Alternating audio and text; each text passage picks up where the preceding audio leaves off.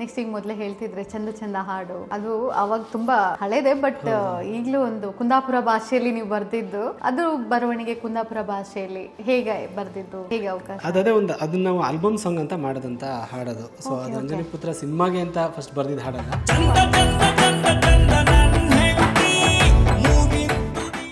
ಮನೆ ಹಾಲಲ್ಲಿ ಬರೆದು ತೋರಿಸಿದೆ ಸರ್ಗೆ. ಕೋಟಿ ದೇವರ ಮೀರಿದಂತಹ ಒಂದೇ ಒಂದು ದೇವ್ರೆ ಪ್ರೀತಿ.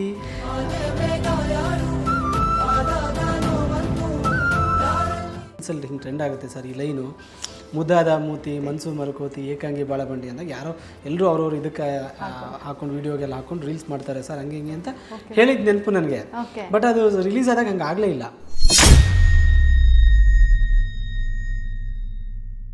ಬಂದು ಇನ್ನೇ ನಾನು ಗಾಡಿ ಹತ್ತಿ ಹೊರಡ್ತಾ ಇರಬೇಕು, ಅಷ್ಟೊತ್ತಿಗೆ ಒಬ್ಬರು ಫೋನಲ್ಲೇ ಜೋರಾಗಿ ಇನ್ನೂ ಬೇಕಾಗಿದೆ ಹಾಡು ಕೇಳ್ತಾ ಹಿಂಗೆ ಹೋಗ್ತಿದ್ರು. ನನ್ನ ಪಕ್ಕನೇ ಪಾಸ್ ಆದ್ರು ಅವರು. ನನಗೆ ಅಂದರೆ ಸಖತ್ ಖುಷಿ ನನಗೆ. ಅಂದರೆ ಇನ್ನೂ ಬೇಕಾಗಿದೆ ಒಲವು ಇನ್ನೂ. ಚಾನಲ್ ಹೆಡ್ಡಿಂದ ಹಿಡಿದು ಎಲ್ಲರೂ ಓಕೆ ಮಾಡಿದ್ರು ಅದನ್ನು. ಸೊ ಒಂದೇ ಒಂದು ವರ್ಡ್ ಕೂಡ ಆಚೆ ಈಚೆ ಮಾಡಿಲ್ಲ. ಒಂದೇ ಚರಣ ಇತ್ತು ಮುಂಚೆ, ತುಂಬ ಚೆನ್ನಾಗಿರೋದಕ್ಕೆ ಇನ್ನೊಂದು ಚರಣ ಶೂಟ್ ಮಾಡ್ತೀವಿ ನಾವು ಅಂತ ಹೇಳಿ ಇನ್ನೊಂದು ಚರಣ ಮಾಡಿದ್ರು. ಅದು ಸಿಚುವೇಶನಲ್ಲಿ ನನಗೆ ಅದು ಸಡನ್ನಾಗಿ ಬಂದಿದ್ದಷ್ಟೇ. ಅದು ನನಗೆ ಮಾತನಾಡದೇ ಇರಬೇಡ ಮುನಿಸಿ ಏನಿರಲಿ ಅಂತ ಬಂದು ಆ ಲೈನ್ ಬಂದಿದ್ದು ನನ್ನ ಪಲ್ಲವಿ ಬರೆದು ನಾನು ಸುಮ್ಮನೆ ಸರ್ಗೆ ಇನ್ಸ್ಟಾಗ್ರಾಮಲ್ಲಿ ಮೆಸೇಜ್ ಮಾಡಿದ್ದೆ. ಮುಂಚೆ ಚಿಕ್ಕವ್ರು ಇರ್ಬೇಕಾದ್ರೆ ನಾವೆಲ್ಲ ಸೈಕಲ್ ಹೋಗ್ತಿದ್ವಿ, ನಡ್ಕೊಂಡು ಹೋಗ್ತಿದ್ವಿ. ಮಣ್ ರೋಡ್ ಇತ್ತು ಅದು ತುಂಬ. ಮಣ್ ರೋಡ್ ಮೇಲೆ ಟಾರ್ ರೋಡ್ ಹಾಕಿದಾರಲ್ಲ ಅಂತೇಳಿ ಅದನ್ನು ನಾನು ಏನು ಮಾಡಿದೆ, ಇನ್ಸ್ಟಾಗ್ರಾಮಲ್ಲಿ ಫೋಟೋ ತೆಗೆದ್ಬಿಟ್ಟು ನನ್ನ ಊರ ದಾರಿ ಮೇಲೆ ಟಾರು ಹಾಕಲಾಗಿದೆ, ಅದರ ಕೆಳಗೆ ನನ್ನ ಪುಟ್ಟ ಹೆಜ್ಜೆ ಗುರುತು ಅಡಗಿದೆ ಅಂತೇಳಿ ಬರೆದು ಇನ್ಸ್ಟಾಗ್ರಾಮಲ್ಲಿ ಪೋಸ್ಟ್ ಮಾಡಿದೆ ನಾನು ಅಷ್ಟೇ. ಓಕೆ ಸರ್, ಈಗ ನಿಮ್ಮ ಒಂದು ಜರ್ನಿಗೆ ನಾವು ಬರೋದಾದ್ರೆ, ಮೊದಲ ತುಂಬಾ ಹಿಟ್ ಆಗಿದ್ದು ಅಂದ್ರೆ ನಿಮ್ಗೆ ಗೊತ್ತಿದೆ ಸಿಂಗಾರ ಸಿರಿಯೆ, ಮತ್ತೆ ಅದರ ನಂತರ ಕಾಂತಾರ ಚಾಪ್ಟರ್ 2 ನಲ್ಲೂ ಮದನ ಮೋಹಿನಿ ಕೂಡ ಇನ್ನೂ ಸೂಪರ್ ಹಿಟ್ ಆಯ್ತು. ಸೊ ನಿಮ್ಗೆ ಅಲ್ಲಿ ಅವಕಾಶ ಹೇಗೆ ಸಿಕ್ತು ಅಂತ? ಅವಕಾಶ ಸಿಕ್ಕಿದ್ದು ಹೇಗೆ? ಸಿಂಗಾರ ಸಿರಿ ಅಂದ್ರೆ ನಾನು ಅದಕ್ಕೂ ಮುಂಚೆಯಿಂದ ಈ ಚಂದ ಚಂದ ನನ್ನ ಹೆಂಡತಿ ಆಗಿರ್ಬೋದು, ಇನ್ನೂ ಬೇಕಾಗಿದೆ, ಬೈರಾಗಿ, ಈ ತರ ಒಂದಿಷ್ಟು ಸಿನಿಮಾಗಳಿಗೆ ಕೆಲಸ ಮಾಡ್ಕೊಂಡು ಬಂದಿದ್ದೆ. ರಿಷಬ್ ಸರ್ ನನ್ನ ಹಾಡುಗಳನ್ನ ಕೇಳಿದ್ರು. ಅವರು ನನಗೆ ಆಮೇಲೆ ಹೇಳಿದ್ರು, ನಾನು ನಿನ್ನ ಹಾಡುಗಳನ್ನೆಲ್ಲ ಕೇಳಿದ್ದೀನಿ. ಸೊ ಆ್ಯಕ್ಚುಲಿ ಅವರ ಹರಿಕಥೆಯಲ್ಲ ಗಿರಿಕತೆಗೆ ಒಂದು ಹಾಡು ಬರೆಯೋದಕ್ಕೆ ಅವರ ನಿರ್ದೇಶಕರು ಅಂದರೆ ಈ ಸರ್ ಪ್ರೊಡ್ಯೂಸರ್ ಅದಕ್ಕೆ ರಿಷಬ್ ಸರು. ಸೊ ಅದಕ್ಕೊಬ್ಬರು ಫಸ್ಟ್ ಒಬ್ಬರು ಬೇರೆ ಮ್ಯೂಸಿಕ್ ಡೈರೆಕ್ಟರ್ ಇದ್ದರು. ಅವ್ರು ಮ್ಯೂಸಿಕ್ ಡೈರೆಕ್ಟರ್ ಇದ್ದಾಗ ನನಗೆ ಕಾಲ್ ಬಂದಿತ್ತು ಹಾಡು ಬರೆಯೋದಕ್ಕೆ ಅಂತ. ಅದಾದಮೇಲೆ ಮ್ಯೂಸಿಕ್ ಡೈರೆಕ್ಟರ್ ಚೇಂಜ್ ಆದಮೇಲೆ ನನಗೆ ಅದು ಬರೆಯೋಕ್ಕೆ ಸಾಧ್ಯ ಆಗಿರಲಿಲ್ಲ. ಬಟ್ ನಾ ಮೀಟಿಂಗ್ ಏನು ಹೋಗಿದ್ದೆ, ಮೀಟಿಂಗ್ ಹರಿಕಥೆಯಲ್ಲ ಗಿರಿಕತೆ ಮೀಟಿಂಗಿಗೆ. ಸೊ ಅಲ್ಲಿ ಹೋದಾಗ ನನಗೆ ಕರಣ್ ಅಂತ ಅದರ ನಿರ್ದೇಶಕರು, ಅವರು ರಿಷಬ್ ಸರ್ ಆಫೀಸಲ್ಲೇ ಮೀಟ್ ಮಾಡಿದ್ದು. ಸೊ ರಿಷಬ್ ಸರ್ನ ಮಾತಾಡಿಸ್ಕೊಂಡು ನಾನು ಕುಂದಾಪುರದವನು ಅಂತ ಇಂಟ್ರೊಡ್ಯೂಸ್ ಮಾಡ್ಕೊಂಡು ಬಂದಿದ್ದೆ. ಹೌದಾ ಅಂತ ಹೇಳಿ ನಾನೊಂದು ಫೋಟೋ ತೊಗೊಂಡೆಲ್ಲ ಬಂದಿದ್ದೆ. ಸೊ ಅದಾದಮೇಲೆ ನನ್ನ ಸರ್ದು ನಂಬರ್ ಇತ್ತು ನನ್ನ ಹತ್ರ. ಒಂದು ನನಗೆ ಬ್ರಾಡ್ಕಾಸ್ಟ್ ಲಿಸ್ಟಲ್ಲಿ ನಮ್ಮ ಸಾಂಗ್ಗಳನ್ನೆಲ್ಲ ಕಳಿಸ್ತಾರಲ್ಲ, ಹಾಗೆ ಕಳಿಸ್ತಿದ್ದೆ ಅದನ್ನು. ಸೊ ಅದನ್ನೆಲ್ಲ ಕೇಳ್ತಿದ್ದಾರೆ ಅಂತ ನನಗೆ ಗೊತ್ತಿರಲಿಲ್ಲ. ಸೊ ಅದನ್ನೆಲ್ಲ ಕೇಳಿ ಮತ್ತೆ ಅವರಿಗೆ ಕಾಂತಾರ ಅಂತ ಬಂದಾಗ ಒಂದು ಕರಾವಳಿಯ ಫ್ಲೇವರ್ ಇರುವಂಥ ಒಬ್ಬ ರೈಟರ್ ಬೇಕು, ಆ ಲವ್ ಸಾಂಗ್ಗೆ ಕರಾವಳಿಯ ಒಂದು ಗಮ ಕೊಡುವಂಥ ಒಬ್ಬ ಬರಹಗಾರ ಬೇಕು ಅಂದಾಗ ಅವರಿಗೆ ನನ್ನ ನೆನ್ಪು ಮಾಡಿಕೊಂಡು ಅವ್ರು ಕಾಲ್ ಮಾಡಿದ್ರು ನನಗೆ. ಹಿಂಗೆ ಅವಕಾಶ ಬಂದಿದೆ. ಅದು ಈಗಲೂ ಆ ಸಾಂಗ್ನ ಪಾರ್ಟರ್ಸ್ಗಳು ತಮ್ಮ ಹುಡುಗಿಗೆ ಇನ್ನೂ ಡೆಡಿಕೇಟ್ ಮಾಡ್ತಾನೆ ಇದ್ದಾರೆ, ಅಷ್ಟು ಚೆನ್ನಾಗಿ ಹಿಟ್ ಆಯಿತು. ದೆನ್ ಈಗ ನೀವು ಡೆವಿಲ್ ಚಿತ್ರದ್ದು ಕೂಡ ನೀವೇ ಮಾಡಿರುವಂಥದ್ದು ಸರ್, ಅದು ಕೂಡ ಸೂಪರ್ ಹಿಟ್ ಆಯಿತು, ಈಗಲೂ ಟ್ರೆಂಡಲ್ಲಿದೆ. ಅದನ್ನು ಹೇಗೆ ಅವಕಾಶ ಸಿಕ್ತು? ದರ್ಶನ್ ಸರ್ ಜೊತೆಗಿನ ಒಡನಾಟ ಹೇಗಿತ್ತು, ಅದ್ರ ಬಗ್ಗೆ ಹೇಳಿ. ಸೊ ಡೆವಿಲ್ ಅಗೇನ್ ನಾನು ಈ ಕಾಂತಾರ ಆದಮೇಲೆ ನನಗೆ ಅಜನೀಶ್ ಸರ್ ಜೊತೆ ತುಂಬ ಸಿನಿಮಾಗಳಲ್ಲಿ ಕೆಲಸ ಮಾಡೋ ಅವಕಾಶ ಸಿಕ್ತು. ಸೊ ಅದಾದಮೇಲೆ ನಾನು ಯುವ ಸಿನಿಮಾಗೆ ಬರೆದೆ, ಕವಿತೆ ಹಾಡು. ಅದಾದಮೇಲೆ ಇನ್ನೊಂದು ಅದರಲ್ಲಿ ಬಾನಾದಾರಿ ಅಂತ ಒಂದು ಹಾಡು ಬರೆದಿದ್ದೆ. ಬಗೀರ ಸಿನಿಮಾಗೆ ಪರಿಚಯವಾದೆ, ಮತ್ತು ಕಣ್ಣಲ್ಲಿ ಕಣ್ಣಿಡು ಅವರ ಜಸ್ಟ್ ಮ್ಯಾರಿಡ್ ಅಂತ ಅವರ production cinema. So Ajaneesh sir ಜೊತೆ ನಾನು ರೆಗ್ಯುಲರಾಗಿ ಕೆಲಸ ಮಾಡ್ತಾನಿದ್ದೆ, ಅವರಿಗೆ ಮೆಲಡಿ ಹಾಡುಗಳನ್ನು ಬರೆಯೋದು ನಡೀತಾನೆ ಇತ್ತು. ಇದರಲ್ಲಿ ಮತ್ತೆ ಡೆವಿಲ್ದು ನನಗೆ ಅವಕಾಶ ಬಂದಿದ್ದು. ಮಿಲನ ನಿರ್ದೇಶಕರು ಪ್ರಕಾಶ್ ಸರ್ ನಿರ್ದೇಶನ ಅಂತ ಬಂದಾಗ ಅವರು ಅಜನೀಶ್ ಸರ್ ಮ್ಯೂಸಿಕ್ ಡೈರೆಕ್ಟರ್ ಅಲ್ವಾ. ಸೊ ನನಗೆ ಮತ್ತೆ ಅದು ಅವಕಾಶ ಬಂತು ಒಂದು ಮೆಲೋಡಿ ಹಾಡು ಬರೆಯೋದಕ್ಕೆ. ಸೊ ನಾನು ಏನೋ ಒಂಥರ ಹಾಡು ಫಸ್ಟ್ ಬರೆದಿದ್ದೆ, ಅದರಲ್ಲಿ ಒಂದೇ ಒಂದು ಸಲ ಆ್ಯಕ್ಚುಲಿ ನೆಕ್ಸ್ಟ್ ಬರೆದಿದ್ದ ಹಾಡು, ಫಸ್ಟ್ ಬರೆದಿದ್ದ ಹಾಡೇ ಏನೋ ಒಂಥರ ಚೆಂದ ಅದೇ ಅಲ್ವಾ? ಹೌದು ಸರ್, ಅದು ಆ್ಯಕ್ಚುಲಿ ಈಗಲೂ ರೀಲ್ಸಲ್ಲಿ ಟ್ರೆಂಡಲ್ಲಿ ಓಡ್ತಾನೆ ಇದೆ. ದರ್ಶನ್ ಸರ್ ಜೊತೆ ಹೇಗಿತ್ತು, ಅವ್ರ ಅದು ರೆಸ್ಪಾನ್ಸ್ ಹೇಗಿತ್ತು ನಿಮ್ಮ ಸಾಂಗ್ ನೋಡಿ ಸರ್? ಅಂದರೆ ನನಗೆ ದರ್ಶನ್ ಸರ್ನ ಡೈರೆಕ್ಟಾಗಿ ಮೀಟ್ ಮಾಡೋ ಅವಕಾಶ ಸಿಗಲಿಲ್ಲ. ಸೊ ನಾನು ಅಂದ್ಕೊಂಡಿದ್ದೆ ಪ್ರಾಬಬ್ಲಿ ಇವೆಂಟ್ಗಳಲ್ಲಿ ಎಲ್ಲಾದರೂ ಸಿಗ್ತಾರೆ ಅಂತ ಅಂದ್ಕೊಂಡಿದ್ದೆ. ಬಟ್ ಒಂದಿಷ್ಟು ಇನ್ಸಿಡೆಂಟ್ಗಳು ಆಗಿರೋದ್ರಿಂದ ಸಿಗೋಕ್ಕಾಗಲಿಲ್ಲ ಅವ್ರು ನನಗೆ, ಅವ್ರಿಗೆ ನಾನು ಸಿಗೋಕ್ಕಾಗಲಿಲ್ಲ. ಸೊ ನಿರ್ದೇಶಕರನ್ನಷ್ಟೇ ಭೇಟಿ ಮಾಡಿದ್ದೆ, ಅಜನಿ ಸರ್ ಜೊತೆ ಕೂತ್ಕೊಂಡು ಬರೆದಿದ್ದು, ಇಷ್ಟು ನಡೆದಿತ್ತು. ಸೊ ಅದೇ ದರ್ಶನ್ ಸರ್ನ ಮೀಟ್ ಮಾಡೋಕ್ಕಾಗಿಲ್ಲ. ಹೌದು, ಅದೊಂದು ಅವ್ರು ಇದ್ದಿದ್ರೆ ಇನ್ನೂ ಏನೋ ಒಂದು ಅದೊಂದು ಆಸೆ ಇತ್ತು. ಅಂದರೆ ಅವ್ರಿಗೆ ನನಗೆ ಅದೊಂದು ಯಾವಾಗಲೂ ಯಾವ ಸ್ಟಾರ್ ನಾನು ವರ್ಕ್ ಮಾಡ್ತೀನಿ ಅವ್ರನ್ನ ಒಂದ್ಸತಿ ಮೀಟ್ ಮಾಡಬೇಕು, ಮಾತಾಡಿಸ್ಬೇಕು ಅನ್ನೋದು ಒಂದು ಇದೇ ಇರುತ್ತೆ ಯಾವ ಟೆಕ್ನಿಷಿಯನ್ಸ್ಗಾದ್ರೂ. ಅದೊಂದು ಆಸೆ ಇತ್ತು, ಅದು ಈಡೇರಲಿಲ್ಲ ಇನ್ನು. ಅಷ್ಟು ಚೆನ್ನಾಗಿ ಬಂದಿದೆ ಬೇರೆ ಅವರು ಆಬ್ವಿಯಸ್ಲಿ ಏನಾದರೂ ಒಂದು. ಬಟ್ ಅವ್ರ ರೆಸ್ಪಾನ್ಸ್ ಚೆನ್ನಾಗೇ ಇತ್ತು ಹಾಡಿಗೆ, ಅಂದರೆ ಇಷ್ಟಪಟ್ರಂತೆ ಹಾಡನ್ನು.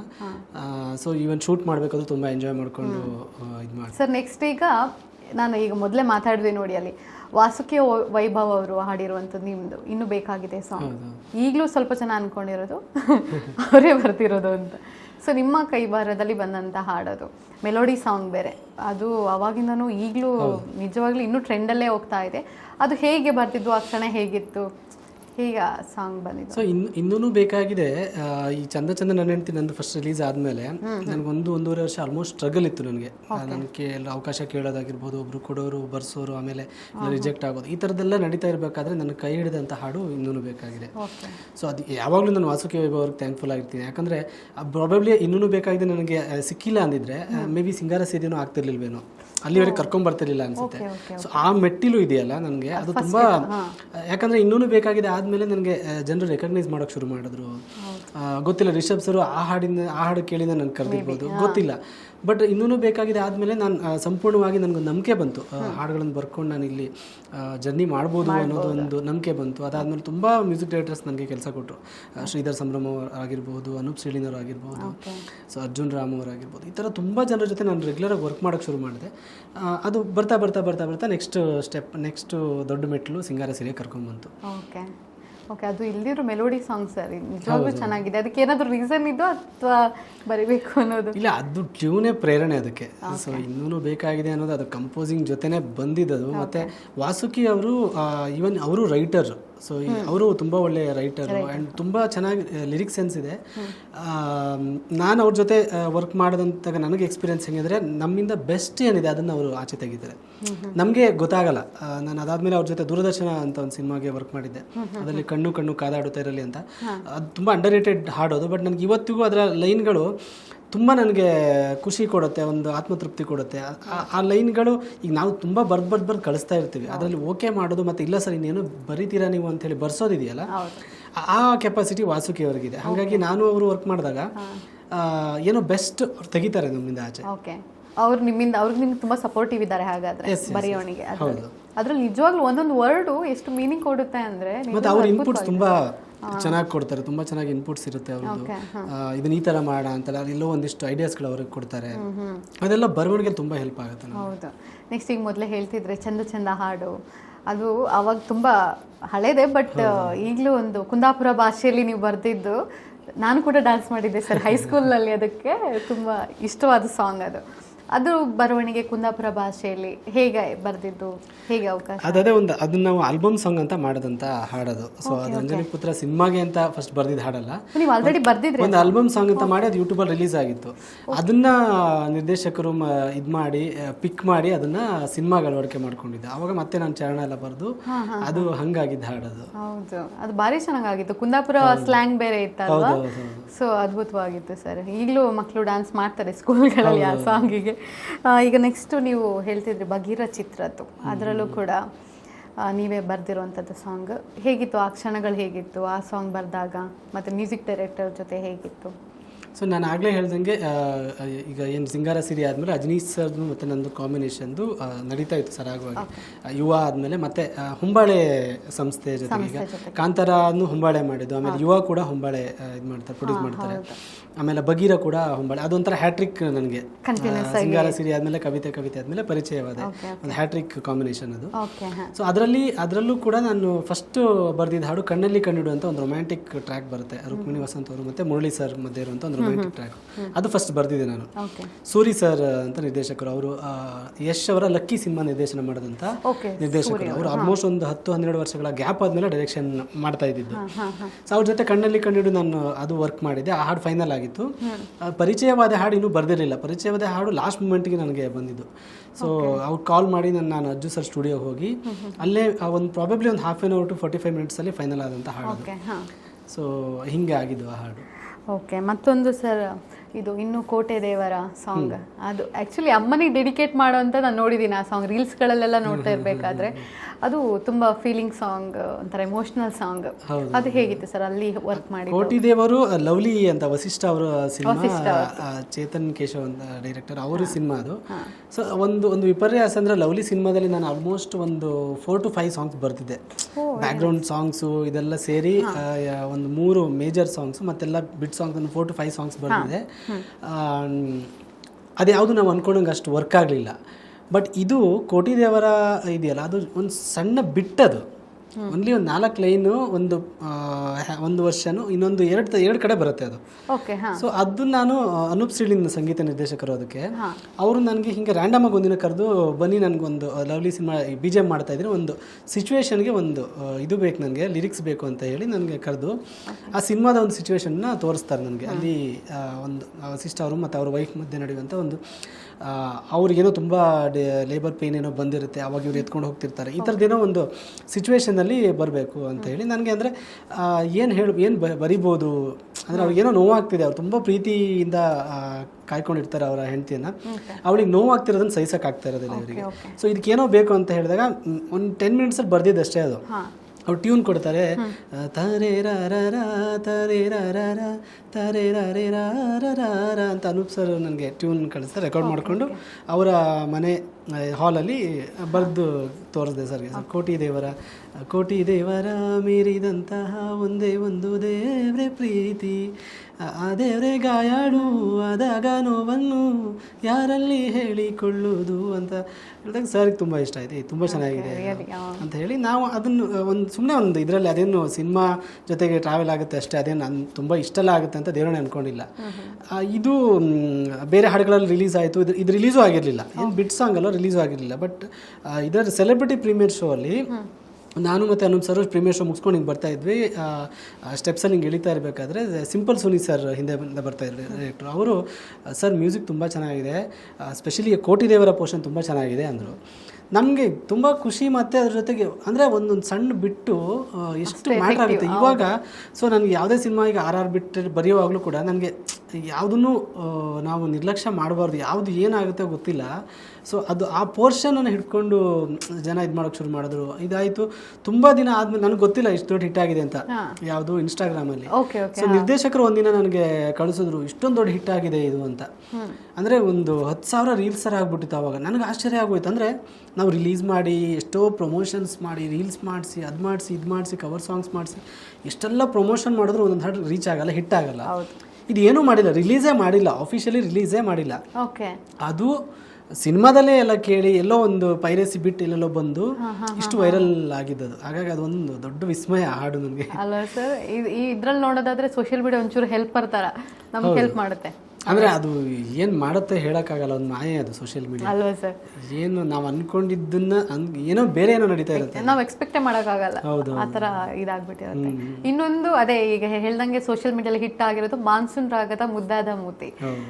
ತುಂಬಾ ಚೆನ್ನಾಗಿದೆ ಸರ್, ಕ್ಯೂಟ್ ಆಗಿ ಮಾಡಿರೋದು. ಅದು ಇವಾಗ ಹೇಳಿದ್ನಲ್ಲ ಸೋಷಿಯಲ್ ಮೀಡಿಯಾ ಹೆಂಗೆ ಏನು ಅಂತ. ನಾನು ಆ ಹಾಡು ಅಗೇನ್ ಅನೂಪ್ ಸರ್ ಜೊತೆ ಕಾಂಬಿನೇಷನ್, ವಿಖ್ಯಾತ್ ಅವರು ಪ್ರೊಡ್ಯೂಸರ್, ಅದಕ್ಕೆ ರವೀಂದ್ರನಾಥ್ ಅಂತ ಡೈರೆಕ್ಟರ್. ಪುಷ್ಪಕ ವಿಮಾನ ಟೀಮ್ ಏನಿತ್ತು same team, only music director Anoop sir ಬಂದಿದೆ ಅದಕ್ಕೆ. ಸೊ ನಾನು ಅದು ಬರೆದಾಗ ನಾನು ಸುಮ್ಮನೆ ನಾನು ಹೇಳ್ತಿರ್ತೀನಿ ಅನೂಪ್ ಸರ್ಗೆಲ್ಲ ಯಾವಾಗಲೂ ಹೇಳ್ತೀನಿ, ಸರ್ ಇದು ರೀಲ್ಸಲ್ಲಿ ಹಿಂಗೆ ಟ್ರೆಂಡ್ ಆಗುತ್ತೆ ಸರ್, ಈ ಲೈನು ಮುದ್ದಾದ ಮೂತಿ ಮನ್ಸು ಮರಕೋತಿ ಏಕಾಂಗಿ ಬಾಳ ಬಂಡಿ ಅಂದಾಗ ಯಾರೋ ಎಲ್ಲರೂ ಅವ್ರವ್ರು ಇದಕ್ಕೆ ಹಾಕೊಂಡು ವೀಡಿಯೋಗೆಲ್ಲ ಹಾಕೊಂಡು ರೀಲ್ಸ್ ಮಾಡ್ತಾರೆ ಸರ್, ಹಂಗೆ ಹಿಂಗೆ ಅಂತ ಹೇಳಿದ ನೆನಪು ನನಗೆ. ಬಟ್ ಅದು ರಿಲೀಸ್ ಆದಾಗ ಹಂಗೆ ಆಗಲೇ ಇಲ್ಲ. ಸೊ ರಿಲೀಸ್ ಆದಾಗ ಸಾಂಗ್ ವರ್ಕೇ ಆಗಿಲ್ಲ. ಮತ್ತು ಇವರಿಗೆ ಅಚ್ಯುತ್ ಕುಮಾರ್ ಅವರಿಗೆ ಫಸ್ಟ್ ಟೈಮ್ ಒಂದು ಸಾಂಗ್ ಅಂತ ಇದ್ದಿದ್ದು ಅವ್ರಿಗೆ. ಅವ್ರು ತುಂಬ ಖುಷಿಪಟ್ಟು ನನಗೆ ಮಾತಾಡಿದ್ರು, ಫಸ್ಟ್ ಟೈಮ್ ನನಗೊಂದು ಹಾಡು ಅಂತ ಬಂದಿದ್ಕೊಂಡು ಇಷ್ಟು ಕ್ಯಾರೆಕ್ಟರ್ ಎಲ್ಲ ಮಾಡಿದ್ದೀನಿ ನಾನು, ನನಗೆ ಅಂತ ಸಿಂಗಲ್ ಆಗಿ ಒಂದು ಹಾಡು ಬಂದಿರೋದು ಇದು ಫಸ್ಟ್ ಮುದ್ದಾದ ಮೂತಿ ಅಂತ, ಚೆನ್ನಾಗಿದೆ ಅಂತ ಹೇಳಿದ್ರು. ಬಟ್ ವಿಜುವಲಿಂದು ತುಂಬ ಚೆನ್ನಾಗಿತ್ತು, ಬಟ್ ಅದು ವರ್ಕ್ ಆಗಿರಲಿಲ್ಲ ಅವಾಗ. ಆಗೇನು ವಾಸುಕಿ ಅವ್ರು ಹಾಡಿದ್ರು ಅದನ್ನು. ಸೊ ನಾನು ನನಗೆ ತುಂಬ ಅದೊಂದು ಬೇಜಾರಿತ್ತು, ಇದೊಂದು ಸಾಂಗ್ ವರ್ಕ್ ಆಗಿಲ್ವಲ್ಲ ಅನ್ನೋ ಥರ. ಬಟ್ ರೀಸೆಂಟಾಗಿ ಎಲ್ಲೋ ಸೋಷಿಯಲ್ ಮೀಡಿಯಾದಲ್ಲಿ ನೋಡ್ತಾ ಟ್ರೆಂಡಿಂಗಲ್ಲಿ ಬಂದಿತ್ತು. ಇದು ಹೆಂಗೆ ಟ್ರೆಂಡಿಂಗ್ ನಾನು ಯಾವಾಗಲೂ ನಾನು ಸಾಂಗ್ಸ್ ಸ್ವಲ್ಪ ಅಬ್ಸರ್ವ್ ಮಾಡ್ತಾ ಇರ್ತೀನಿ. ಸೊ ಅದು 60-70 ರೀಲ್ಸ್ ಇತ್ತು ಅಷ್ಟೇ. ಇವಾಗ ಪ್ರಾಬಬ್ಲಿ 18 to 20K ಇರ್ಬೋದು ರೀಲ್ಸ್ ಇವಾಗ. ಆ ಗ್ಯಾಪಲ್ಲಿ ಎಷ್ಟೊಂದು ಜನರು ಅದನ್ನು ರೀಲ್ಸ್ ಮಾಡಿದ್ರು ಅಂದರೆ ಅಗೇನ್ ನನಗೆ ಆ ಸಾಂಗ್ ಜೊತೆ ಎಮೋಷ್ನಲಿ ಕನೆಕ್ಷನ್ ಇರೋದ ಕಾರಣ ಅದು 100ನೇ ಹಾಡು ಅಂತ ಅದೊಂದಿತ್ತು ನನಗೆ. ಸೊ ಅದು ಟ್ರೆಂಡ್ ಆಗಿದ್ದು ತುಂಬ ಖುಷಿ ಆಯಿತು. ತುಂಬ ಜನ ಸೆಲೆಬ್ರಿಟೀಸ್ ಆಗಿರ್ಬೋದು, ಎಲ್ಲ ಹಳ್ಳಿಗಳಲ್ಲಿ ಎಲ್ಲರೂ ಆ ಯಾವುದೋ ಒಂದು ಕರುಗೆ ನಾಯಿಗೆ ಎಲ್ಲದಕ್ಕೂ ಹಾಕೊಂಡು ಮುದ್ದಾದ ಮೂತಿ ಮನ್ಸು ಮರುಕೋತಿ ಅಂತೇಳಿ ಅದನ್ನ ಚಿಕ್ಕ ಚಿಕ್ಕ ಮಕ್ಕಳು ಏನೋ ಒಂಥರ ತರಲೆ ಮಾಡ್ತಿದ್ರೆ ಅದಕ್ಕೆ ಹಿಂಗೆ ಹಾಕ್ತಾರೆ. ಯಾರೋ ಒಬ್ಬ ಸಿಂಗಲ್ ಇದ್ರೆ ಅವನಿಗೆ ಹಾಕ್ತಾರೆ ಏಕಾಂಗಿ ಬಾಳ ಬಂಡಿ ಅಂತ. ಸೊ ಇದು ನನಗೆ ಅದೇ ನಾನು ಹೇಳ್ದಂಗೆ ಸೋಷಿಯಲ್ ಮೀಡಿಯಾ ಯಾವಾಗ ಯಾವ ಹಾಡನ್ನು ಹಿಟ್ ಮಾಡುತ್ತೆ ಹೇಳಕ್ಕಾಗಲ್ಲ ಅನ್ನೋದು ಮತ್ತೊಂದು ಕ್ಲಿಯರ್ ಕಟ್ ಉದಾಹರಣೆ ಇದು. ಮತ್ತೆ ಈಗ ನಿಮ್ದು ಬರ್ದದೆಲ್ಲ ಸಾಂಗ್ಸ್ ಅಲ್ಲಿ ನೋಡಿದ್ರೆ ಸರ್, ಈ ಮಾರ್ಟಿನ್ ಚಿತ್ರದ್ದು ಜಾಸ್ಮಿನ್ ಡಿಫ್ರೆಂಟ್ ಅನ್ನಿಸ್ತು. ಎಲ್ಲದ್ರಲ್ಲೂ ಒಂದು ಬೇರೆ ಬೇರೆ ರೀತಿ, ನಿಮ್ದು ಅಚ್ಚ ಕನ್ನಡ ಆಗಿರ್ಬೋದು, ಪಕ್ಕಾ ಕನ್ನಡ, ಇದರಲ್ಲಿ ಸ್ವಲ್ಪ ಇಂಗ್ಲಿಷ್ ಮಿಕ್ಸ್ ಆಗಿ ಮಿಕ್ಸ್ ಇದೆ ಸರ್. ಹೇಗೆ ಅನ್ನಿಸ್ತು ಈ ಸಾಂಗ್ ಬರೆಯೋತ್ತಿಗೆ ನಿಮ್ಮ ಎಕ್ಸ್ಪೀರಿಯನ್ಸ್ ಹೇಗಿತ್ತು? ಸೊ ಇದು ಸಿಂಗಾರ ಸಿರಿಯ ಎಲ್ಲ ರಿಲೀಸ್ ಆಗಿ ಸ್ವಲ್ಪ ದಿನದಲ್ಲಿ ನಾನು ಇಮ್ರಾನ್ ಸರ್ದಾರಿ ಅವ್ರ ಜೊತೆ ಕೊರಿಯೋಗ್ರಾಫರ್ ಅವ್ರ ಜೊತೆ ವರ್ಕ್ ಮಾಡ್ತಾ ಇದ್ದೆ. ನಾವು ಅವರು ಮತ್ತು ವಾಸುಕಿ ಕಾಂಬಿನೇಷನಲ್ಲಿ ಒಂದು ಸಿಂಗಲ್ ಆಲ್ಬಮ್ ಕೂಡ ಮಾಡಿದ್ವಿ. ಆವಾಗ ನನಗೂ ಮತ್ತು ಇಮ್ರಾನ್ ಸರ್ದಾರಿ ಸರ್ಗೂ ಒಂದು ಒಡನಾಟ ಬೆಳೆದಿತ್ತು. ಅವ್ರಿಗೆ ನನ್ನ ರೈಟಿಂಗ್ ಇಷ್ಟ ಆಗಿತ್ತು. ಸೊ ಅವರು ಮಾರ್ಟಿನ್ ಸಿನಿಮಾಗೆ ಕೊರಿಯೋಗ್ರಾಫರ್ ಕೆಲಸ ಮಾಡ್ತಾ ಇದ್ರು. ಅವ್ರು ನನಗೆ AP ಅರ್ಜುನ್ ಸರ್ಗೆ ನನ್ನ ಬಗ್ಗೆ ಹೇಳ್ತಾರೆ ಈ ಥರ ಇವ್ರ ಹತ್ರ ಬರ್ಸೋಣ ಅಂತ. ಸೊ ಸಿಂಗಾರ ಸಿರಿಯಾಗೂ ಇದಕ್ಕೂ ತದ್ವಿರುದ್ಧ. ಬಟ್ ನಾನು ಫಾರ್ಚುನೇಟ್ಲಿ ಅಲ್ಲಿವರೆಗೂ ತುಂಬ ಈಗ ಹಾಡು ನಂದು ಮೆಲೋಡಿ ವರ್ಕ್ ಆಗಿದ್ರು ಕೂಡ ಜಾಸ್ತಿ ಇಂಟ್ರೊಡಕ್ಷನ್ ಸಾಂಗ್ಗಳಾಗಿರ್ಬೋದು, ಐಟಮ್ ನಂಬರ್ ಆಗಿರ್ಬೋದು, ಪ್ಯಾಥೋ ಎಲ್ಲ ರೀತಿಯ ಹಾಡುಗಳನ್ನು ಬರ್ಸಿದ್ರು ನನ್ನ ಹತ್ರ ನಿರ್ದೇಶಕರು, ಸಂಗೀತ ನಿರ್ದೇಶಕರು. ಸೊ ಇದು ನನಗೆ ಇದೇ RR ನಗರಲ್ಲಿ ನನಗೆ ಆಫೀಸ್ ಅವ್ರದ್ದು ಇಮ್ರಾನ್ ಸರ್ದಾರಿ ಸರ್ ಆಫೀಸಲ್ಲಿ ಕರೆದು AP ಅರ್ಜುನ್ ಸರ್ ಇದ್ರು. ಅಲ್ಲಿ ನನಗೆ ಈ ಟ್ಯೂನ್ ಸ್ವಲ್ಪ ಅರೇಬಿಕ್ ಪ್ಯಾಟರ್ನಲ್ಲಿ ಇದ್ದಂಥ ಒಂದು ಟ್ಯೂನ್ ಅದು. ಸೊ ಜಾಸ್ಮಿನ್ ಅನ್ನೋದು ಅಗೇನ್ ಅಲ್ಲಿ ನನಗೆ ತೀರಾ ಅಚ್ಚ ಕನ್ನಡದಲ್ಲಿ ಬರೆಯೋಕ್ಕೆ ಅಷ್ಟು ಸ್ಕೋಪ್ ಇರಲಿಲ್ಲ. ಯಾಕಂದರೆ ಅದು ಒಂದು ಪಾಕಿಸ್ತಾನದಲ್ಲಿ ನಡೆಯುವಂಥ ಒಂದು ಸಿಚುವೇಶನ್ ಅದು. ಅಲ್ಲಿದ್ದಾಗ ಅಲ್ಲಿ ಒಬ್ಬರು ಫಾರಿನ್ ಡ್ಯಾನ್ಸರ್ ಬಂದು ಡ್ಯಾನ್ಸ್ ಮಾಡ್ತಾ ಇರ್ತಾಳೆ. ಸೊ ಪಾಕಿಸ್ತಾನದಲ್ಲಿ ನಡೀತಾ ಇರುವಂಥ ಕತೆ ಸಿಚುವೇಶನ್ ಆಗಿದ್ದರಿಂದ ಸ್ವಲ್ಪ ಆ ಫ್ಲೇವರ್ ಕನ್ನಡದ ಜೊತೆಗೆ ಆ ಫ್ಲೇವರ್ ಆ್ಯಡ್ ಮಾಡಬೇಕು ಅಂತ ಹೇಳಿ ನಾನು ಸ್ವಲ್ಪ ಉರ್ದು ಮತ್ತು ನಮ್ಮ ಹಿಂದಿಯ ಪದಗಳನ್ನು ಒಂದಿಷ್ಟು ಯೂಸ್ ಮಾಡಿದೆ. ಜಾನ್ಲೆ ಜನಾಬ್ ಅಂತ ಹೇಳಿ ಕನ್ನಡಕ್ಕೆ ಮಿಶ್ರಣವಾಗಿ ಅದನ್ನು ಒಂದು ಆ ಫ್ಲೇವರ್ ತರೋ ಪ್ರಯತ್ನ ಮಾಡಿದೆ ಆ ಹಾಡಲ್ಲಿ. ಅವಾಗ ಇದು ಡೈರೆಕ್ಟರ್ಗಳದ್ದು ಅವ್ರದ್ದೆಲ್ಲ ರೆಸ್ಪಾನ್ಸ್ ಹೇಗಿತ್ತು ಸರ್? ಫಸ್ಟ್ ನಾವು ಬರೆದಾಗ ಇವನ್ ನಮಗೂ ಗೊತ್ತಾಯಿತು ಸ್ವಲ್ಪ ಹಿಂದಿ ಇದೆಲ್ಲ ಜಾಸ್ತಿ ಇದೆ ಅಂತ ಅನಿಸ್ತು ನನಗೆ. ಅಬ್ವಿಯಸ್ಲಿ ನಾವು ಯಾವಾಗಲೂ ಕನ್ನಡಕ್ಕೆ ಮೊದಲ ಇದು ಕೊಡ್ತೀವಿ, ಆದ್ಯತೆ ಕೊಡ್ತೀವಿ. ಸೊ ಅದಾದಮೇಲೆ ಕನ್ನಡ ವರ್ಷನೂ ನಾನು ಒಂದು ಬರೆದಿದ್ದೆ. ಅವ್ರು ಹೇಳಿದ್ರು AP ಅರ್ಜುನ್ ಸರು, ಚಿನ್ನ ಇದು ನನಗೆ ತುಂಬ ಹಿಂದಿ ಅನಿಸ್ತಿದೆ, ಕನ್ನಡ ಒಂದ್ಸಲ ಟ್ರೈ ಮಾಡೋಣ, ಹೆಂಗೆ ಕೇಳ್ತೇವೆ ನೋಡೋಣ ಅಂತೇಳಿ ಕನ್ನಡ ಟ್ರೈ ಮಾಡಿದಾಗ ಅದು ವರ್ಕ್ ಆಗಿಲ್ಲ ನಮಗೆ, ಆ ಮ್ಯೂಸಿಕ್ಕಿಗೆ ವರ್ಕ್ ಆಗಿಲ್ಲ. ಬಿಕಾಸ್ ಸಿನಿಮಾಗೆ ವರ್ಕ್ ಆಗಬೇಕು. End of the day cinema is ultimate ಅಲ್ವಾ, ಅಲ್ಲಿ ಸಿಚುವೇಶನಿಗೆ ವರ್ಕ್ ಆಗ್ತಿಲ್ಲ. ಯಾಕಂದರೆ ಅದು ನಡೀತಿರೋದೇ ಬೇರೆ, ಆ ಬಾರ್ಡ್ರಲ್ಲಿ ಅಲ್ಲಿ ನಡೀತಿದೆ. ಸೊ ಹಾಗಾಗಿ ಅದು ವರ್ಕ್ ಆಗ್ತಿಲ್ಲ ಅಂತೇಳಿ ಮತ್ತೆ ನಾವು ಇದನ್ನು ರಿಟೈನ್ ಮಾಡಿದ್ವಿ. ಓಕೆ, ನಾವು ಅದೇ ವೈಬಲ್ ಕೊಡಬೇಕಾಗತ್ತಲ್ಲ. ಹೌದು ಹೌದು. ಮತ್ತೊಂದು ರಾಮನವಮಿ ಬಂತಂದ್ರೆ ಸಾಕು ಈ ಸಾಂಗ್ಸ್ ಬರ್ತಾ ಇರುತ್ತೆ. ಆದಿಪುರುಷ ಚಿತ್ರದ ಕನ್ನಡ ವರ್ಷನ್ ಕೂಡ ಅದು ನೀವೇ ಬರೆದಿರೋದು ಸರ್. ಅದು ಹೇಗಿತ್ತು ಕನ್ನಡ ವರ್ಷನ್ ಬರೆಯುವಾಗ? ಇದು ನನಗೆ ಇವತ್ತು ನೆನಪಿದೆ. ನಾನು ಈ ಹಾಡನ್ನ ನೈಟ್ ಬಸ್ಸಲ್ಲಿ ಬರೆದಿದ್ದು. ಅಂದರೆ ಪಲ್ಲವಿ ಏನು ಪೋರ್ಷನ್ ಇದೆ ಅದು ನನಗೆ ಅದು ಬರೋದಕ್ಕೆ ಕಾರಣ ರಾಘವೇಂದ್ರ ನಾಯ್ಕ್ ಅಂತ ಮಾರಿಗೋಲ್ಡ್ ಎಲ್ಲ ನಿರ್ದೇಶನ ಮಾಡಿದ್ರು. ಅವರು ಅದನ್ನು ಡಬ್ಬಿಂಗ್ ಮಾಡಿಸ್ತಾ ಇದ್ರು, ಆದಿಪುರುಷ ಕನ್ನಡ ಡಬ್ಬಿಂಗ್ ಅವ್ರು ಮಾಡಿಸ್ತಿದ್ರು. ಅವ್ರು ನನಗೆ ನನ್ನ ಹತ್ರ ಬರ್ಸಿದ್ದ ಹಾಡು ಇದನ್ನು ಅವ್ರು ಕೊಟ್ಟು ಸ್ವಲ್ಪ ಅರ್ಜೆಂಟ್ ಇದೆ ಅಂತ ಹೇಳಿ. ಅಜಯ್ ಅತುಲ್ ಸಂಗೀತ ನಿರ್ದೇಶಕರು ಇದಕ್ಕೆ. ಸೈರಾಟ್ ಆಗಿರಬಹುದು, ಹಿಂದಿಯ ತುಂಬ ಒಳ್ಳೊಳ್ಳೆ ಹಾಡುಗಳು ಸಂಗೀತ ನಿರ್ದೇಶಕರು ಅವರು ಅಜಯ್ ಅತುಲ್ ಅವರು. ಸೊ ಅವರು ಸ್ವಲ್ಪ ಅರ್ಜೆಂಟ್ ಇದೆ ನಮಗೆ ಇದನ್ನು ಅಂತ ಹೇಳಿದಾಗ ನಾನು ಏನು ಮಾಡಲಿ ಅಂತ ಹೇಳಿ ನೈಟ್ ಬಸ್ಸಲ್ಲಿ ಹೋಗ್ತಿರ್ಬೇಕಾದ್ರೆ ನಾನು ಅದನ್ನು ಹಿಂದಿ ಇದೇನಿದೆ ಅದನ್ನು ಕೇಳ್ತಾ ನಾನು ಕನ್ನಡ ಅಲ್ಲೇ ಟೈಪ್ ಮಾಡಿಕೊಂಡು ಹೋದಂಥ ಹಾಡು. ತುಂಬ ಡಿವೈನ್ ಅದು ಕಂಪೋಸಿಷನ್. ಅದು ಇವತ್ತಿಗೂ ಎಲ್ಲ ಕಡೆ ಅಂದರೆ ಅದು ಓಡ್ತಾನೆ ಇರುತ್ತೆ. ಯಾರೋ ಟಕ್ ಅಂತ ನಾನು ಎಲ್ಲೋ ಹೋಗ್ತಿರ್ತೀನಿ, ಅಲ್ಲಿ ರಿಂಗ್ ಟೋನ್ ಹಾಕ್ಕೊಂಡಿರ್ತಾರೆ. ಅದು ಕೇಳ್ತಾ ಖುಷಿ ಆಗುತ್ತೆ. ಹೌದು, ಅದೇ ನಾನು ಅದನ್ನೇ ಕೇಳೋಣ ಅಂದ್ಕೊಂಡೆ ಸರ್. ಈಗ ಯಾರೋ ನಿಮ್ಮ ಸಾಂಗ್ ಬರ್ದಿದ್ದನ್ನ ಕೇಳುವಾಗ, ಯಾರೋ ನೋಡ್ತಿದ್ದಾರೆ, ಟ್ರೆಂಡ್ ಆಗ್ತಿದೆ ಅನ್ನೋವಾಗ ನಿಮಗೆ ಎಷ್ಟು ಖುಷಿ ಅನ್ಸುತ್ತೆ? ಅದು ಖುಷಿ ಆಗುತ್ತೆ. ನನಗೆ ರೀಸೆಂಟ್ಲಿ ನೆನಪಿದೆ, ನನಗೆ ಇಲ್ಲಿ ಯೂನಿವರ್ಸಿಟಿ ಅಲ್ಲಿ ಕ್ರಿಕೆಟ್ ಆಡಕ್ಕೆ ಬಂದಿದ್ದೆ. ಬಂದು ಇನ್ನೇ ನಾನು ಗಾಡಿ ಹತ್ತಿ ಹೊರಡ್ತಾ ಇರಬೇಕು, ಅಷ್ಟೊತ್ತಿಗೆ ಒಬ್ಬರು ಫೋನಲ್ಲೇ ಜೋರಾಗಿ ಇನ್ನೂ ಬೇಕಾಗಿದೆ ಹಾಡು ಕೇಳ್ತಾ ಹಿಂಗೆ ಹೋಗ್ತಿದ್ರು. ನನ್ನ ಪಕ್ಕನೇ ಪಾಸ್ ಆದ್ರು ಅವರು. ನನಗೆ ಅಂದರೆ ಸಖತ್ ಖುಷಿ ನನಗೆ. ಅಂದರೆ ಅದೊಂದು ಇರುತ್ತೆ ಯಾವಾಗಲೂ, ಆ ಒಂದು ಕ್ಷಣಕ್ಕೋಸ್ಕರ ನಾವು ಕೆಲಸ ಮಾಡೋದು. ನಮ್ಮ ಹಾಡು ಆಚೆ ಕೇಳಬೇಕು, ನಮ್ಗೆ ಗೊತ್ತಿಲ್ಲದಂಗೆ ಯಾರೋ ಒಬ್ರು ಹಾಕೊಂಡು ಪ್ಲೇ ಮಾಡ್ಕೊಂಡು ಹೋಗ್ತಿರ್ಬೇಕು ಅನ್ನೋದು, ಈ ಥರದ್ದು ತುಂಬ ಮೂಮೆಂಟ್ಸ್ ಆಗಿದೆ. ಅದೊಂದು ಅನುಭವ ನಿಜವಾಗ್ಲೂ ಹೌದು, ಅದು ತುಂಬ ಖುಷಿ ಕೊಡುತ್ತೆ. ಹೌದು ಸರ್. ಈಗ ಸಿನಿಮಾದಾದ್ರೆ ಸೀರಿಯಲ್ಗೂ ಕೂಡ ನಿಮ್ದು ಒಂದು ಕೊಡುಗೆ ಇದೆ. ಸೀತಾರಾಮ ಸೀರಿಯಲ್ನ ಟೈಟಲ್ ಸಾಂಗ್ ಕೂಡ ನೀವೇ ಬರೆದಿದ್ದು, ಅದು ಹೇಗೆ ಸಿಕ್ತು ಸರ್? ಸಿನಿಮಾದಿಂದ ಸೀದಾ ಸೀರಿಯಲ್ ಹೇಗಾಯ್ತು? ಸೊ ಸೀರಿಯಲ್ಗೆ ಅದಕ್ಕೂ ಮುಂಚೆನೇ ತುಂಬ ಹಾಡುಗಳನ್ನು ಬರೆದಿದ್ದೀನಿ ನಾನು. ಬೇರೆ ಬೇರೆ ಚಾನಲ್ಗಳಿಗೆ ಆಲ್ಮೋಸ್ಟ್ ಒಂದು 25-30 ಹಾಡುಗಳನ್ನು ಇಲ್ಲಿ ತನಕ ಬರೆದಿದ್ದೀನಿ. ಬೇರೆ ಬೇರೆ ಚಾನಲ್ಗಳಿಗೆ, ಬೇರೆ ಬೇರೆ ಧಾರಾವಾಹಿಗಳಿಗೆ ಬರಿತಾನೆ ಇದ್ದೆ ನಾನು. ಸೊ ಝೀಗೆ ಫಸ್ಟ್ ನಾನು ಬರೆದಂಥ ಹಾಡಿದು ಸೀತಾರಾಮ. ಅದು ನನಗೆ ಸ್ವಪ್ನ ಕೃಷ್ಣ ಅಂತ ಅವ್ರ ಕಡೆಯಿಂದ, ಮತ್ತು ಶಶಾಂಕ್ ಶೇಷಗಿರಿ ಸಂಗೀತ ನಿರ್ದೇಶಕರು ಅವ್ರ ಕಡೆಯಿಂದ ಬಂದಿದ್ದ ಹಾಡೋದು. ಅದು ನನಗೆ ಫಸ್ಟ್ ಕೇಳೋ ಕೂಡಲೇ ಟ್ಯೂನ್ ತುಂಬ ಇಷ್ಟ ಆಯ್ತು ನನಗೆ. ಅದು ಕೇಳಿ ಫಸ್ಟ್ ಅದರಲ್ಲಿ ನನಗೆ ತುಂಬ ಇದಂದರೆ, ಯೂಶ್ವಲಿ ಸೀರಿಯಲ್ ಸಾಂಗ್ಸ್ ಅಂತ ಬಂದಾಗ ಸ್ವಲ್ಪ ಕರೆಕ್ಷನ್ಸ್ಗಳಾಗುತ್ತೆ. ಅಲ್ಲೊಂದು ಚಾನಲಲ್ಲಿ ಒಂದು ಹೈರಾರ್ಕಿ ಇರುತ್ತೆ, ಒಬ್ಬರಾದ್ಮೇಲೆ ಒಬ್ರು ಕೇಳಿ ಅವ್ರದ್ದೊಂದು ಏನೋ ಇನ್ಪುಟ್ಸ್ ಕೊಡ್ತಾರೆ, ಕರೆಕ್ಷನ್ಸ್ ಹೇಳ್ತಾರೆ, ಈ ಥರ ಆಗ್ತಿರುತ್ತೆ, ಬ್ಯಾಕ್ ಆ್ಯಂಡ್ ಫೋರ್ತ್ ಆಗ್ತಾ ಇರುತ್ತೆ. ಬಟ್ ಆ ಹಾಡು ನನಗೆ ಒಂದೇ ಶಾರ್ಟಲ್ಲಿ ಚಾನಲ್ ಹೆಡ್ಡಿಂದ ಹಿಡಿದು ಎಲ್ಲರೂ ಓಕೆ ಮಾಡಿದ್ರು ಅದನ್ನು. ಸೊ ಒಂದೇ ಒಂದು ವರ್ಡ್ ಕೂಡ ಆಚೆ ಈಚೆ ಮಾಡಿಲ್ಲ. ಒಂದೇ ಚರಣ ಇತ್ತು ಮುಂಚೆ, ಅದು ತುಂಬ ಚೆನ್ನಾಗಿರೋದಕ್ಕೆ ಇನ್ನೊಂದು ಚರಣ ಶೂಟ್ ಮಾಡ್ತೀವಿ ನಾವು ಅಂತ ಹೇಳಿ ಇನ್ನೊಂದು ಚರಣ ಮಾಡಿದ್ರು ಅದಕ್ಕೆ. ಸೊ ಅದನ್ನ ತುಂಬಾ ಚೆನ್ನಾಗಿ ಶೂಟ್ ಕೂಡ ಮಾಡಿದ್ರು. ತುಂಬಾ ಅದು ಹಿಟ್ ಆಗಿತ್ತು ಸರ್. ಅದು ಸೀರಿಯಲ್ ಹಿಟ್ ಆಗಿದ್ದು, ಟೈಟಲ್ ಸಾಂಗ್ ಅಷ್ಟೇ ಹಿಟ್ ತುಂಬಾ ಇನ್ಸ್ಟಾಗ್ರಾಮ್ ಅಲ್ಲಿ ತುಂಬಾ ವೈರಲ್ ಆಗಿತ್ತು. ನಿಜವಾಗ್ಲೂ ಅದೊಂಥರ ಖುಷಿ ಆಗುತ್ತಲ್ಲ ಸರ್, ಎಲ್ಲ ಬರ್ದಿದ್ದಕ್ಕೂ ಒಂದೊಂದು ಒಳ್ಳೆ ರೆಸ್ಪಾನ್ಸ್ ಸಿಕ್ಕಾಗ. ಸೊ ಈಗ ಅದೇ ಇದು ಸೀರಿಯಲ್ ಆಯ್ತು, ಈಗ ನೀವು ಭಾವಗೀತೆ ಕೂಡ ಬರೆದು ಅದು ಕೂಡ ಹಿಟ್ ಆಗಿರೋದಿದೆ. ಈಗ ಉದಾಹರಣೆಗೆ 2 ಭಾವಗೀತೆ ತುಂಬಾ ಇದಾಗಿರುವಂಥದ್ದು. ನೀವು ಮೊದಲಿಂದನೂ ಭಾವಗೀತೆ ಬರಿತಾ ಇದ್ರೆ ಸರ್, ಅಥವಾ ಅಂದರೆ ಭಾವಗೀತೆಗಳಿಗೆ ತುಂಬ ಕೇಳ್ತಿದ್ದೆ ನಾನು. ತುಂಬ ಭಾವಗೀತೆಗಳು ನನಗೆ HSV ಅವರಾಗಿರ್ಬೋದು, KS ನರಸಿಂಹಸ್ವಾಮಿ ಆಗಿರ್ಬೋದು, ಲಕ್ಷ್ಮೀನಾರಾಯಣ ಭಟ್ ಅವರಾಗಿರ್ಬೋದು, ಬೇಂದ್ರೆ ಅವರ ಭಾವಗೀತೆಗಳಾಗಿರ್ಬೋದು, ದುಂಡಿರಾಜ್ ಅವರು, ಈ ಥರ ತುಂಬ ಜನರ ಭಾವಗೀತೆಗಳನ್ನು ನಾನು ಕೇಳ್ಕೊಂಡು ಬೆಳೆದವನು. GS ಶಿವರುದ್ರಪ್ಪರವರು. ಸೊ ಈ ಥರ ಭಾವಗೀತೆನ ಕೇಳಿ ಕೇಳಿ ಕೇಳಿ ನನಗಂದರೆ ಪರ್ಟಿಕ್ಯುಲರ್ಲಿ ಅದನ್ನೇ ಬರೆಯೋಕ್ಕೆ ಕೂರಬೇಕು ಅಂತ ನನಗೆಲ್ಲೂ ಅನಿಸಿರಲಿಲ್ಲ. ಸೊ ಸಿನಿಮಾ ಹಾಡುಗಳನ್ನು ಬರಿತಾ ನನಗೆ ಅದಾದ್ಮೇಲೆ ರೀಸೆಂಟ್ ಟೈಮಲ್ಲಿ ನನಗೆ ಈ ರಾಘವೇಂದ್ರ ಬಿಜಾಡಿ ಅಂತ ಅವರು ಈಗ ಇರಬೇಕು ಇರುವಂತೆ ಎಲ್ಲ ಇದೆಯಲ್ಲ, ಅವರ ಹಾಡುಗಳನ್ನೆಲ್ಲ ಕೇಳಿ ನನಗೆ ಅದು ಆಸೆ ಬಂದಿದ್ದು, ನಾನು ಬರಿಬೇಕು, ಭಾವಗೀತೆಗಳನ್ನು ಬರಿಬೇಕು ಅಂತ. ಯಾಕಂದರೆ ಇತ್ತೀಚಿನ ದಿನಗಳಲ್ಲಿ ತುಂಬ ಚೆನ್ನಾಗಿ ಕಂಪೋಸ್ ಮಾಡಿ ತುಂಬ ರೀಚ್ ಆಗಿರುವಂಥ ಒಬ್ಬ ಸಂಗೀತ ನಿರ್ದೇಶಕ ಅವರು.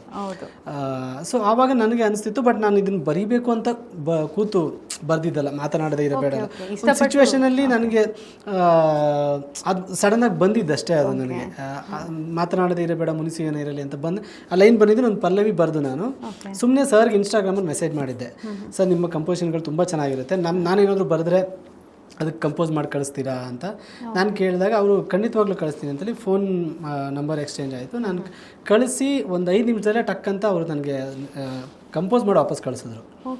ಸೊ ಅವ್ರಿಗೆ ಇಷ್ಟ ಆಯಿತು, ಸಾಹಿತ್ಯ ಇಷ್ಟಾಗಿ ಕಂಪೋಸ್ ಮಾಡಿ ಕಳಿಸಿದ್ರು. ಅದನ್ನು ಆಮೇಲೆ ನಾವು ಫುಲ್ ಕಂಪ್ಲೀಟ್ ಮಾಡಿದ್ವಿ. ಅದಾದಮೇಲೆ ಮತ್ತೆ ನನ್ನ ಊರ ದಾರಿ ಮೇಲೆ ಅಂತ ಅದೇನು ಮಾಡಿದ್ದೀವಿ. ಅದೇ ಆ್ಯಕ್ಚುಲಿ ನಾನು ಲಾಕ್ಡೌನ್ ಟೈಮಲ್ಲಿ ಊರಿಗೆ ಹೋದಾಗ ನಾನು ನಮ್ಮೂರಲ್ಲಿ ಒಂದು ಟಾರ್ ರೋಡ್ ಇದೆ, ಒಂದು ಈ ಥರ ಟಾರ್ ರೋಡ್ ಜಾಯ್ನ್ ಆಗೋ ಇದೊಂದು ಸರ್ಕಲ್ ಥರ ಇದೆ.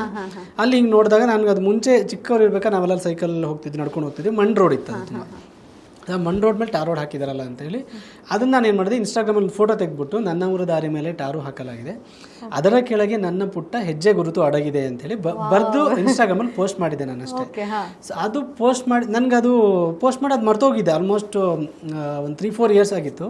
ಈ ಭಾವಗೀತೆ ಬರೆದಾದ್ಮೇಲೆ ನಾನು ಇನ್ನೊಂದು ಭಾವಗೀತೆ ಬರಿಬೇಕು ಅಂತ ತುಂಬ ಪ್ರಯತ್ನ ಪಡ್ತಿದ್ದೆ. ನನಗೆ ಆಗ್ತಿರ್ಲಿಲ್ಲ, ಯಾಕಂದರೆ ಭಾವಗೀತೆ ಅನ್ನೋದು ತುಂಬ ನ್ಯಾಚುರಲ್ ಆಗಿ ನಮ್ಮ ಒಳಗಡೆಯಿಂದ ಬರುವಂಥದ್ದು. ಸಿನಿಮಾ ಆದರೆ ಒಂದು ಸಿಚುವೇಶನ್ ಇರುತ್ತೆ, ಟ್ಯೂನ್ ಇರುತ್ತೆ, ಅದಕ್ಕೆ ನಾವು ಬರಿತೀವಿ ಕೂತ್ಕೊಂಡು ಬರಿಬೇಕು ಅಂತೇಳಿ ಇಮ್ಯಾಜಿನ್ ಮಾಡ್ಕೊಂಡು. ಬಟ್ ಇದು ನನಗೆ ಒಂದು ಭಾವಗೀತೆ ಆದಮೇಲೆ ನಾನು ಬರೆಯೋಕ್ಕೆ ಆಗ್ತಿಲ್ಲ ಯಾಕೆ ಅಂತ ಒಂದಿನ ನಂಗೆ ಇನ್ನೂ ನೆನಪಿದೆ, MG ರೋಡ್ ಹತ್ರ ಹಿಂಗೆ ಆಟೋದಲ್ಲಿ ಹೋಗ್ತಿರ್ಬೇಕಾದ್ರೆ ನನಗೆ ಏನಕ್ಕೋ ಸಡನ್ನಾಗಿ ಈ ಲೈನ್ಸ್ ನೆನಪಾಯಿತು. ಈ ಲೈನ್ಸ್ ನೆನಪಾಗ್ತಿದ್ದಂಗೆ ಯಾಕೆ ನಾನು ಇದನ್ನು ಭಾವಗೀತೆ ಮಾಡಬಾರ್ದು ಅಂತ ಹೇಳಿ ನಾನು ಅದನ್ನು ಕಂಪ್ಲೀಟ್ ಮಾಡಿದೆ.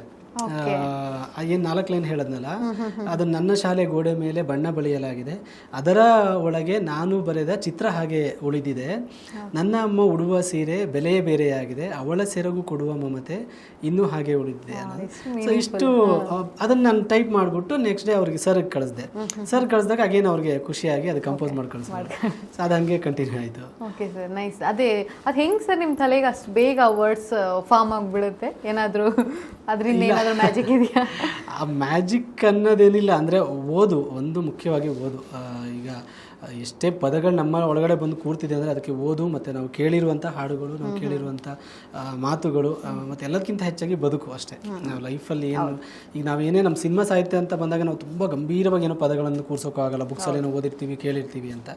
ಆಡು ಭಾಷೆಗಳು ತುಂಬ ಮುಖ್ಯ ಆಗುತ್ತೆ ನಮಗೆ. ಹಾಗಾಗಿ ನಾವು ಬದುಕನ್ನು ಓದಬೇಕು, ಪುಸ್ತಕಗಳನ್ನು ಓದಬೇಕು. ಅವುಗಳು ಎಲ್ಲ ನಮಗೊಂದು ಸಮಗ್ರವಾಗಿ ನಮ್ಮ ಒಳಗಡೆ ಒಂದೇನೋ ಒಂದು ಪ್ರಪಂಚ ಹುಟ್ಟಾಕುತ್ತೆ. ಸೊ ಅದು ಆ ಒಂದು ಪ್ರಪಂಚಕ್ಕೆ ನಮ್ಮ ಕಲ್ಪನೆ ಯಾವಾಗ ಜೋಡಿಕೆಯಾಗಿ ಅದು ಒಂದು ಸಾಹಿತ್ಯವಾಗಿ ಆಚೆ ಬರುತ್ತೆ. ಸರ್, ನೀವು ಹೇಳ್ದಂಗೆ ಈಗ ನಿಮ್ಮ ಜೀವನದಲ್ಲೇ ಆಗಿರುವಂಥ ಏನಾದರೂ ಅನುಭವವನ್ನು ಸಾಂಗಲ್ಲಿ ಬರೆದಿರುವಂಥದ್ದು ಈ ಥರದ್ದೇನಾದರೂ ಉದಾಹರಣೆಗಳಿದೆಯಾ? ತುಂಬ ಇದೆ ಅಲ್ಲ, ಎಲ್ಲ ಹಾಡುಗಳು ಎಲ್ಲದೂ ತುಂಬ ನಮ್ಮ ಅನುಭವಗಳಂತ. ನಿಮ್ಮ ಫೇವ್ರೇಟ್ ಅಂದರೆ ನಿಮ್ಮ ಫೇವ್ರೇಟ್ ನೀವು ಬರ್ದಿದ್ದೆ ಅದರ ಒಂದು ತಕ್ಷಣ ನೀವು ಸಾಂಗ್ ಬರ್ದಿರುವಂಥದ್ದು ಏನಾದರೂ? ತುಂಬ ಇದೆ. ಯಾವುದಾದ್ರು ಈ ಟೈಮಲ್ಲಿ ನೆನಪಾಗೋದು ಅಂತಿದ್ರೆ, ಈಗ ನಾನು ಇಂಟರ್ವಲ್ ಅಂತ ಒಂದು ಸಿನಿಮಾಗೆ ಒಂದು ಹಾಡು ಬರ್ತಿದ್ದೆ. ಅಲ್ಲಿ ಒಂದು ಊರು ಬಿಟ್ಟು ಬೆಂಗಳೂರಿಗೆ ಬಂದಿರ್ತಾರೆ, ಇಲ್ಲಿ ಏನೂ ಮಾಡೋಕ್ಕೆ ಸಾಧ್ಯ ಆಗದೆ ಊರಿಗೆ ವಾಪಸ್ ಹೋಗ್ತಾ ಇರ್ತಾರೆ 3 ಜನ ಯಂಗ್ಸ್ಟರ್ಸ್. ಅದರಲ್ಲಿ ಫಸ್ಟ್ ಲೈನು ದೂರದ ಊರು ನಮಗೆ ದೂರದಿಂದನೇ ಚಂದ, ನಮ್ಮೂರೇ ನಮಗೆ ಚಂದ ಅಂತ. ಸೊ ನಮ್ಗೆ ಯಾವಾಗಲೂ ಸಿಟಿ ಆ ಊರು ಈ ಊರು ದೂರದಿಂದ ಸೂಪರ್ ಆಗಿದೆ ಅಂತ ಹೇಳ್ತೀವಿ. ಈ ಫಾರಿನ್ಗೆ ಹೋಗ್ತೀವಿ, ಅಲ್ಲಿ ಹೋದಾಗ ನಮ್ಗೆ ಅನ್ಸುತ್ತೆ ನಮ್ಮೂರೇ ನಮ್ಗೆ ಚಂದ ಅನ್ಸುತ್ತೆ. ಈ ಥರ ತುಂಬ ಹಾಡುಗಳಿದೆ. ಅಂದರೆ ನಾನು ಪ್ರೀತಿಯ ಹಾಡುಗಳು ಆಗಿರ್ಬೋದು ಎಲ್ಲವೂ. ಈಗ ನಾನು ಅಮ್ಮ ಹಾಡಲ್ಲೇ ಮೊನ್ನೆ ರಿಲೀಸ್ ಆದಂಥ ಅಮ್ಮ ಹಾಡಲ್ಲಿ ನನಗೆ ತುಂಬ ಇಷ್ಟವಾದ ಲೈನ್ ಅಂದರೆ, ಎಲ್ಲ ದೇವರಿಗೂ ಕೈ ಮುಗಿಸಿ ನೀನೇನೇ ದೇವರನ್ನು ಸತ್ಯವ ಗುಟ್ಟಾಗಿಟ್ಟೆ ಯಾಕಮ್ಮ ಅಂತ. ಸೊ ಅಮ್ಮ ಯಾವತ್ತು ನಿಮಗೆ ಆ ದೇವ್ರಿಗೆ ಕೈ ಮುಗಿ, ಗಣಪತಿ ಕೈ ಮುಗಿ, ಈಶ್ವರನ ಕೈ ಮುಗಿ, ಆಂಜನೇಯ ಕೈ ಮುಗಿ ಅಂತ ಹೇಳ್ತಿರ್ತಾರೆ. ಯಾವತ್ತು ಮಗನೇ ನಾನು ದೇವ್ರು ನಿನಗೆ ನೀನು ಕೈ ಮುಗಿ ಅಂತ ಯಾವತ್ತೂ ಹೇಳಿರಲ್ಲ. ಅದು ನಮಗೆ ಬದುಕು ಎಲ್ಲ ಹೇಳ್ಕೊಡುತ್ತೆ. ನಾವು ಬೆಳೀತಾ ನಮ್ಗೆ ಅಮ್ಮ ಅನ್ನೋದು ದೇವಿ ಅನ್ನೋದು ಒಂದು ಗೊತ್ತಾಗ್ಬಿಡುತ್ತೆ. ಅದು ನನಗೆ ತುಂಬ ಇಷ್ಟ. ಸೊ ಇದೆಲ್ಲ ಅನುಭವಗಳೇ, ಇದೆಲ್ಲವೂ ನಮ್ಮ ಅನುಭವಗಳನ್ನೇ ನಾವು ಬರೆಯೋದಕ್ಕೆ ಸಾಧ್ಯ ಇಲ್ಲ. ಅದನ್ನು ಒಂದು ಹಾಡಿನ ಮೂಲಕ ನೀವು ಬರ್ತೀವಿ. ಹೌದೌದು. ಸ್ನೇಹಿತರೆ, ನಮಸ್ತೆ. ಮಾತೃಭೂಮಿ ಸೇವಾ ಫೌಂಡೇಶನ್ ಸತತವಾಗಿ 15 ವರ್ಷಗಳಿಂದ ಸಾಮಾಜಿಕ ಕೆಲಸಗಳನ್ನ ಮಾಡ್ಕೊಂಡು ಬಂದಿದೆ. ನಮ್ಮಲ್ಲಿ ಅನಾಥ ಮಕ್ಕಳು ಮತ್ತೆ ಸೌಲಭ್ಯವಂಚಿತ ಮಕ್ಕಳಿಗೋಸ್ಕರ ವಿದ್ಯಾಭ್ಯಾಸ, ಊಟ, ವಸತಿ ಇನ್ನಿತರ ವಿಚಾರಗಳಲ್ಲಿ ಸಪೋರ್ಟ್ ಮಾಡ್ತಾ ಬರ್ತಿದ್ವಿ. ನಮ್ಮಲ್ಲಿ ಓದಂತಹ ಮಕ್ಕಳುಗಳು ಇಂಜಿನಿಯರಿಂಗ್ 1 ಜನ, MBBS ಒಬ್ಬರು, LLB 1 3 ಜನ ಮಾಡಿ ಅವ್ರ ಜೀವನವನ್ನು ರೂಪಿಸ್ಕೊಂಡಿದ್ದಾರೆ. ಇನ್ನು ಈ ರೀತಿ ಇರುವಂತಹ ಅವಶ್ಯಕ ಇರುವಂತಹ ಮಕ್ಕಳಿಗೋಸ್ಕರ ಈಗ ಕೆಲವೇ ದಿನಗಳಲ್ಲಿ ನಾವು ಒಂದು ಬಿಲ್ಡಿಂಗ್ ನ ಲೋಕಾರ್ಪಣೆ ಮಾಡ್ತಿದ್ದೀವಿ. ಈ ಒಂದು ಉನ್ನತವಾದಂತಹ ಕೆಲಸಕ್ಕೆ ಯಾರ್ಯಾರು ಕೈ ಜೋಡಿಸಬೇಕು ಅಂತ ಅನ್ಸಿದ್ದೀವಿ. ಕೆಳಗಡೆ ಕಾಣ್ತಿರುವಂತಹ ನಂಬರ್ಗೆ ಸಂಪರ್ಕಿಸಿ. ಇಂಟ್ರೆಸ್ಟಿಂಗ್ ಮತ್ತು ಇನ್ಫಾರ್ಮೇಟಿವ್ ವಿಡಿಯೋಗಳನ್ನ ಮಿಸ್ ಮಾಡ್ಕೋಬೇಡಿ. ಈಗಲೇ ಸಬ್ಸ್ಕ್ರೈಬ್ ಮಾಡಿ.